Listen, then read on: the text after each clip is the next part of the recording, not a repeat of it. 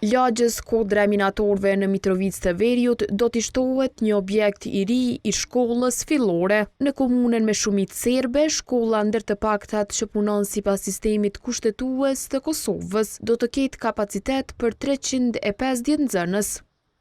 Pa kohë përpara se ta lë karrigën për kryetarin serb që fitoi në zgjedhjet lokale, kryetari aktual Erden Atiq foli për projektin. E kryetëm inaugurimin e gurthemelit të shkollës fillore. Kjo është shkolla e dytë mas atina në lagjën e Boshnjakëve, inaugurimin cilën e bënëm me 3 tetor, mas 3 jave. Kjo është inaugurimi i dytë, projekt që parashihet mu kry mrena 15 muajve. Shkollë me kapacitet 350 nxënësa.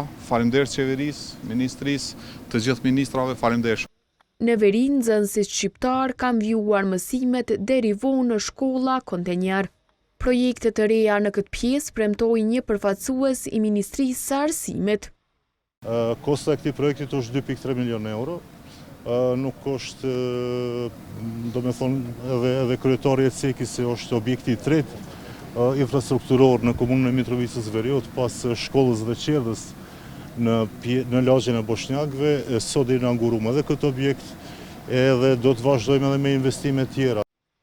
Verio është populluar nga shqiptarët me njëherë pas lufte, por ministri në detyri punëve të brendshme Xhelal Sfeqla tha se veprimet që janë ndërmarrë në këtë pjesë në funksion të shtrirjes së rendit ligjor e kushtetues do të shoqërohen edhe me investime.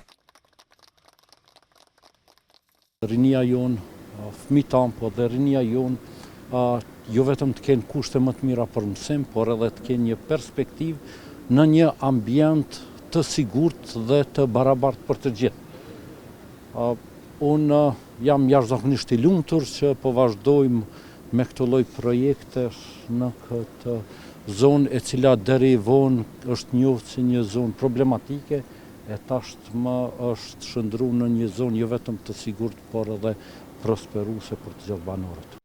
Shkolla në lagjën Kodra e Minatorëve në Mitrovicë të Veriut pritet të përfundojë brenda 15 muajve.